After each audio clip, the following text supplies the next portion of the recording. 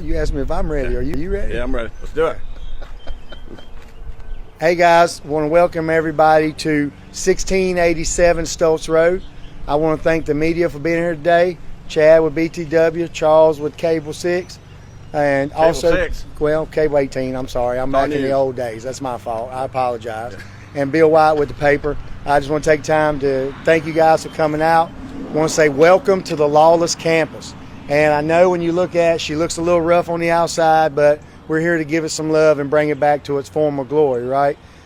We actually purchased this property about a month ago from some people that had been vacant for forever. It used to be an old PSA building and an old VDOT building.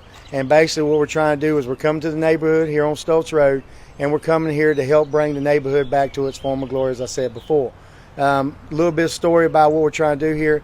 I want everybody to know we're doing $1 million investment at this property here. And again, this is at 1687 Stoltz Road. You're going to be seeing the changes. We've already been cutting some trees and stuff like that in less than a month. What we did was we got the zoning change from government to commercial, and that's what I encourage people to do. Go out, find things that need that loving so you can bring it to it and bring it back to where it should be at and help improve our area. We want to put our money where our mouth is at, and that's why we're here. I want everybody to know when I started my welding career at Lawless Welding, I started working at Coger. I was a troubled teenager, really just working paycheck to paycheck, stuff like that. I went to the college, got my education. I ended up going and went to Smart Machines and worked after that. Pesco Beam, where they did waste oil recovery skids, to welding underwater. After welding underwater, I had to find a way to make money back home because I really didn't like Miami, to be totally honest with you. So I'm back here in Collinsville Field, as you want to call it. When I come back home, I had to figure out how can I make extra money. So what I ended up doing was I created a part-time business in 2011 called Lawless Welding LLC. Since then, what I would do is I would work a 40-hour job, and then I would do my business on the side. And what would happen was my name started growing in the community because I did good work. I did what I said I was going to do, and I stood behind what I meant I was going to, what I determined to do, I did. And people was able to see that over time. So what ended up happening was I ended up outgrowing my little dad's shop up on Carver Road, and we ended up going to the sewer plant road in 2016. Me and my partner, Jordan Mitchell, got together, and we again then created Lawless Welding, but incorporated this go around. Now it's been since 2016, 2025. The reason that this day is so important for us is this is the first piece of property that Lawless Welding actually owns.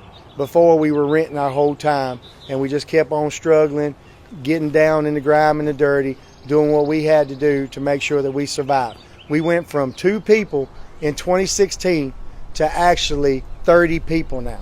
So that's a huge growth in that short period of time. My guys, they've been good to me. We grow together. I treat them like family.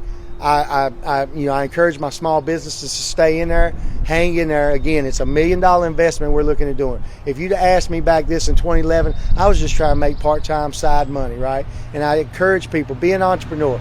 Go out there, do you, be you, and then you can have this grow too. I want to give everybody hope because I wasn't always the perfect person. I try to be a better person. I'm trying to give back to my community, and that's what I'm doing now. So that's why we're here today. So in a nutshell, Lawless Welding wants to thank you all for being here. We plan on investing $1 million. You're going to see the growth over the next bit. Stay tuned, watch it, and I tell you, put your money where your mouth is. We're here in this neighborhood. They're revitalizing this neighborhood. We're going to help revitalize in the community. We want to be here, be a part of it. We're respectful of our neighbors. We also got other things in the work to keep noise down, stuff like that for them. But again, you'll see this whole property. There's 3 acres here. A lot of people don't realize that. That's why we call it the Lawless Campus. It's going to be huge before it's over with. And we're right here in Collinsville. We had the opportunity to go to North Carolina. We chose to be here because this is where our heart's at. This is where we want to be at. That's all I got for that. How many buildings is it? Total, you got 4 buildings technically right now. 2 of the buildings we plan on keeping. They still have life left in them.